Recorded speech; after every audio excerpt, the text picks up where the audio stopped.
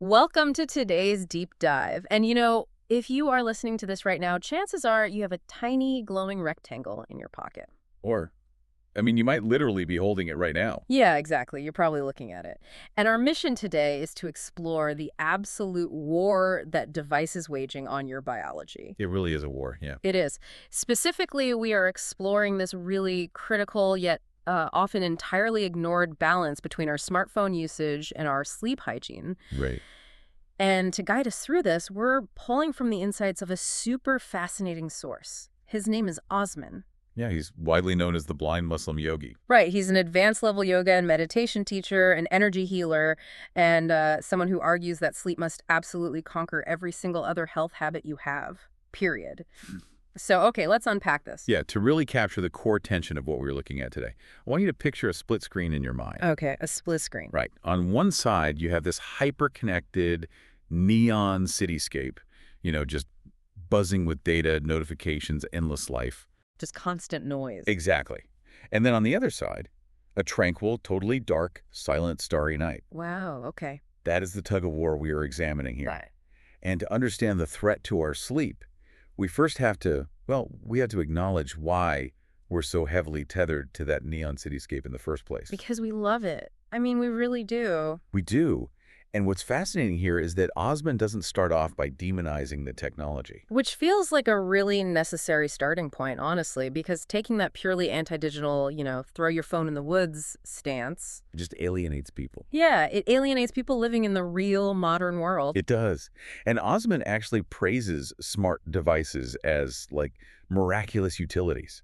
He really highlights their capacity for unprecedented global connection. Right. I mean, he points out that people are finding their life partners across the globe, literally thousands of miles apart, purely because of this digital infrastructure. Which is amazing when you think about it. It is. And beyond that, he emphasizes how crucial these devices are for modern business communication, marketing, which, let's be real, is the undeniable reality for anyone trying to earn an income today. Oh, absolutely. Between banking apps, global logistics, having AI companions available to provide instant synthesis of information, these devices are just formidable essential tools. Yeah, I picture it kind of like having a 247 global marketplace installed directly into your pocket. That's a good way to look at it. Like you have a massive shopping mall, a global singles bar, the New York Stock Exchange, your bank, and an infinite library all crammed right into your jeans. That's a lot. It is. And the convenience is undeniably staggering. But biologically speaking, walking around with the 247 marketplace makes it practically impossible to ever actually, close up shop. No, exactly. The lights in that marketplace never turn off. Never. And what's fascinating here is that the real danger isn't the circuitry or, the code itself. It is how that 247 marketplace systematically eradicates the natural friction that used to exist between the end of the day and a state of rest. Friction. Okay, tell me more about that. Well, before these devices, action required effort. If you wanted to socialize at 2 in the morning, you had to risk waking up an entire household by calling a physical landline in the hallway. Oh, man, yeah. The rotary phone. Right. Or if you needed to work, you had to physically remain at the office or carry heavy stacks of paper to your dining room table. Yeah. The environment itself provided friction. It naturally slowed you down. Exactly. Now, that friction is just entirely gone. The boundary between high-stakes cognitive action and biological rest has evaporated. And that evaporation of boundaries brings up a really common scenario. And I want to push back a bit here on behalf of anyone listening who might find themselves doing this. Sure. Let's say someone has had a grueling, incredibly stressful day at the office. Right. They are exhausted. They get into bed, turn off the room lights, and just mindlessly scroll through social media or watch some videos to wind down. Yeah, very common. Psychologically, it feels like they are chilling out. The brain feels like it's relaxing, doesn't it? Psychologically, yes. It functions as an anesthetic. An anesthetic. Yeah, you're distracting yourself from your daily stressors, so it mimics the feeling of winding down. But physiologically, and this is key, your body is experiencing a massive alarm state. Wait, really? An alarm state? Yes. Osman breaks down the mechanics of this brilliantly. When you are lying in that dark room staring at the screen, You're dealing with melanopsin receptors in your eyes. Melanopsin receptors. Right. These are specialized light-sensitive cells in the retina that are specifically tuned to the short-wavelength blue light of the morning sky. Oh, wow. So they're looking for the sunrise. Exactly. So when that specific wavelength hits the retina at midnight from a phone screen, it's essentially a biohack. A malicious biohack, Yeah. honestly. Those melanopsin receptors send a direct neural signal straight to the suprachiasmatic nucleus. Which is what? That's the master clock in your brain. It literally rewrites the biological software for that moment. The brain registers the blue light and determines without a doubt that the sun is rising. Even though it's pitch black outside. Right. The circadian rhythm is violently interrupted. Consequently, the pineal gland immediately halts its production of melatonin. It just slams the brakes on your body's transition into sleep. And once melatonin production crashes, the body doesn't just, sit there in neutral. It assumes there is a reason the sun is suddenly out. Right. Which means it floods the system with cortisol. Exactly the cascade that happens. Cortisol spikes because your circadian rhythm is telling your system to be alert to tackle a daytime problem or flee a predator. So while you feel like you're just relaxing and watching a funny video, You are chemically inducing a state of low-grade panic. that is wild. It is. And subjecting yourself to that chronic nighttime stress fundamentally breaks your endocrine system over time. You end up with chronically low daytime energy and a dangerously high baseline of stress. Which eventually fries the nervous system completely. It leads to severe nervous system burnout. And Osman provides a really sobering piece of context to illustrate just how catastrophic this level of systemic burnout has become globally. Yeah, what's the context? He points out that during the COVID lockdowns, Japan, which is a highly developed, hyper-connected modern society, actually recorded more suicides than COVID deaths during that same period. Man, that is a staggering metric to wrap your head around. It's incredibly dark. Yeah. But it is vital context. Yeah. He brings it up to highlight that we are navigating a global mental health crisis Right. driven by chronic anxiety, stress, and depression. Yeah. When you have an entire population running on elevated cortisol levels, driven heavily by an inability to disconnect from these devices and achieve restorative rest, the nervous system simply collapses. We are essentially stripping ourselves of the very biological mechanism designed to heal our brains and regulate our moods. Exactly. Well, here's where it gets really interesting, because when we discuss healing, we aren't just talking about psychological mood regulation or feeling a little less groggy in the morning. Yeah, not at all. We are talking about literal microscopic cellular repair. Right. And Osman is very rigid about his prescription for fixing this. I kind of view his approach through the lens of financial debt. Okay, financial debt. I like that. Yeah, you cannot treat your biological need for sleep like an installment plan. Right. You can't tell your body, hey, I'll give you 2 hours now, maybe I'll squeeze in a 3-hour nap tomorrow afternoon, and then I'll just sleep in on Sunday to pay off the balance. Yeah, the biological ledger does not accept layaway. It really doesn't. No, the ledger absolutely demands upfront payment. Fractured sleep just does not allow the body to initiate its deepest maintenance cycles. Okay. Osman insists that humans require a minimum of 7 hours of continuous, unbroken sleep. Continuous, not cumulative. Exactly. Not cumulative over a 24-hour period, but a solid, continuous block. He actually recommends aiming for 9 to 10, but 7 is the non-negotiable floor. I want to dig into the mechanics of why it has to be continuous. Yeah. Because I think the audience is likely familiar with REM sleep and deep sleep, but what is actually happening during hour 5, 6, and 7 that gets completely aborted if we wake up to check a notification? Well, when you string together those continuous hours, you allow the body to engage in complex physiological housekeeping. Housekeeping. Right. Specifically processes like autophagy and the activation of the glymphatic system. To glymphatic system. Yeah.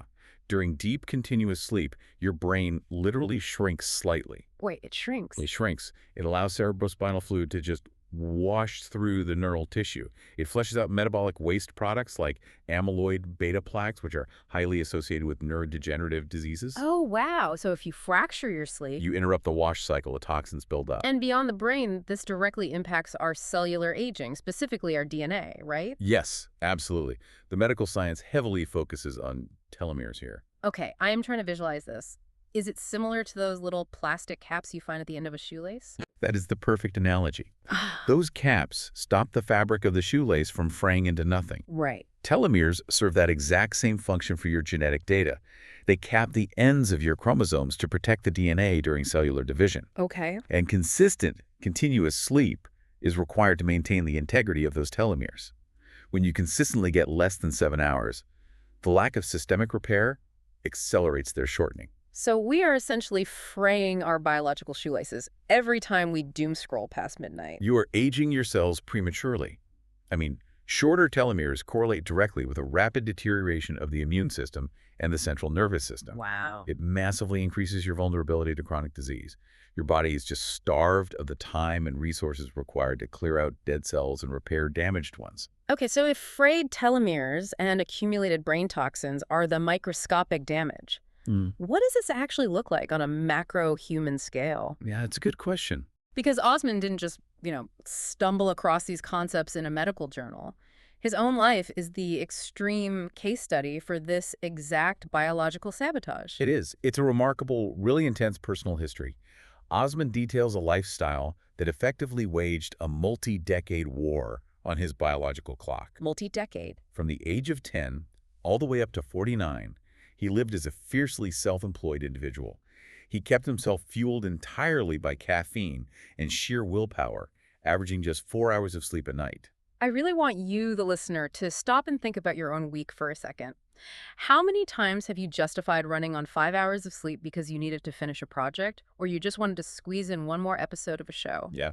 Osman averaged 4 hours for 39 years. 39 years. He describes long stretches where he survived on 2 or 3 hours, and countless nights where he pulled complete all-nighters, completely bypassing the sleep cycle altogether. It's insane. And Osman openly theorizes that this extreme prolonged cellular deprivation is the very reason he lost his sight. Wait, really? Yes. He believes the chronic, decades-long cortisol spikes and the total lack of telomere repair took an irreversible toll on his physiology, culminating in his blindness. That is a devastating consequence. It is. But the source material doesn't just leave us with the tragedy of the deprivation. He later had the opportunity to test the absolute opposite extreme, didn't he? He did. Yeah, when the COVID lockdowns brought global commerce to a halt, his business paused. Right. Suddenly, this man who'd been running on fumes for 4 decades had unrestricted time. Okay. And he recalled this persistent rumor that Albert Einstein regularly slept 14 to 16 hours a day. 14 to 16 hours. Right. And while Osman jokes that he couldn't find a definitive historical source for that, he even suggests society might bury that fact to keep the workforce grinding, he decided to use himself as a guinea pig. So he went from a sleep famine to a sleep marathon. For a full 6-month period during the lockdown, he attempted to sleep 14 to 16 hours a day. Did he do it? Well, physically he couldn't stretch it to 16. But he successfully averaged 13 to 14 hours of sleep every single day for half a year. I am fascinated by what happens to the human nervous system when it is subjected to that kind of a whiplash. I mean, from 4 hours to 14. He described the transformation as profound. He felt incredibly centered, deeply rested, and cognitively sharper than he had in decades. Wow. And if we connect this to the bigger picture, these two extremes in his life beautifully illustrate a dual truth about human biology. Okay, what's the dual truth? Well, the deprivation phase demonstrates the ruthless cumulative toll of biological debt, right? Yeah. The fraying of the telomeres, the failure of the lymphatic system, the potential for catastrophic systemic breakdown. Yeah, the dark side. But the lockdown experiment proves the body's staggering resilience. When finally given an excessive abundance of time to run its repair protocols, the body absorbs that rest and aggressively attempts to find its center. So, what does this all mean for you, the listener? We arrive at Osman's ultimate bottom line advice, and it requires a complete paradigm shift. It really does. I mean, we have a master-level meditation and yoga instructor telling the audience that they might need to entirely abandon their meditation and yoga practices. He is adamantly stating exactly that. Which sounds crazy. I know. Yeah. We have been conditioned by the modern wellness industry to view health as a sprawling checklist. Right. We think we have to optimize our macros, drink a gallon of water, lift weights, do breath work, and if there's time left over, grab some sleep. Yeah, sleep is always the afterthought. Exactly. Osman argues that hierarchy is fundamentally upside down. It comes down to the raw mechanics of human survival timelines. Basic survival biology. The human body can survive for roughly 30 days without food. Okay. It can survive for about 3 days without water, Right. but going just 3 days without sleep initiates severe cognitive decline, hallucinations, and irreversible physical damage, and it can rapidly become fatal. 3 days. 3 days. The biological demand for sleep overrides the demand for food, and cognitively, it is as critical as water. So if you are not hitting that 7-hour minimum, you are essentially painting a house that is actively burning down. You have to drop the gym. Mhm. Stop the intricate yoga routines. Ignore the advanced meditation practices and the complex meal preps. Just drop them. Drop them. If you are only sleeping 5 hours a night, none of those other habits can compensate for the cellular damage occurring in your brain and your DNA. Osman's rule is that you must prioritize your minimum 7 hours of continuous sleep come hell or high water. I really appreciate the bluntness of that. It genuinely gives you, the listener, permission to stop feeling guilty about skipping a 5 a.m. workout if doing so protects your sleep block. Absolutely. And Osman offers highly actionable rules to actually achieve this, specifically regarding how we handle that 247 marketplace in our pockets. Right. First rule, the smartphone never enters the bedroom. It cannot be in the room. Yeah. And under no circumstances should you use it as a tool to try and induce sleep. Like we talked about earlier. Yeah.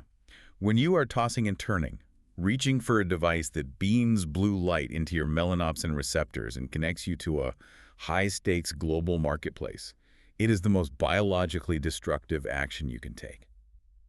He also advocates for aggressively utilizing the digital tools the phone provides to build a moat around your rest. Yes, use the Do Not Disturb functions, Yeah. silence the notifications. It's hard, though. Osman admits that even he finds it psychologically difficult to completely power the device off. So you have to engineer boundaries, put the phone in another room. You just have to do it. You have to internalize the reality that the notifications, the emails, and the feeds are algorithmically designed to capture your attention indefinitely. They have no natural stopping cue. And as he points out, the world will not stop spinning just because you disconnected for a night. Right. And no employer is going to fire you for claiming the biological minimum of 7 hours of sleep. It is about reclaiming your sovereignty. You have to be the one to enforce the boundary, to lower the cortisol, and to give your glymphatic system the time it needs to wash your brain. Well, as we wrap up this deep dive, the takeaway is crystal clear. Your smart devices are without a doubt marvels of human ingenuity.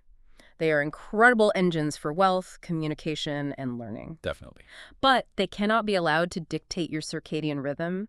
You have to fiercely protect your non-negotiable 7 to 9 hours of continuous sleep. You have to. Protect your telomeres. Protect your nervous system.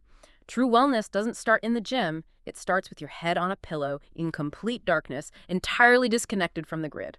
This raises an important question, though, and it is something that sits heavily beneath all of Osman's insights today. What's that? If our digital tools are deliberately engineered to be so immensely captivating that they can consistently override our millions of years old biological drive to sleep, are we actually in control of our nighttime routines anymore? Or have we unknowingly outsourced the command of our own evolutionary clocks to the glowing rectangles resting on our nightstands? That is a chilling but absolutely necessary thought to sit with. Thank you for joining us on this deep dive. Take a hard look at your nightstand tonight and continue questioning those everyday habits. Sleep well.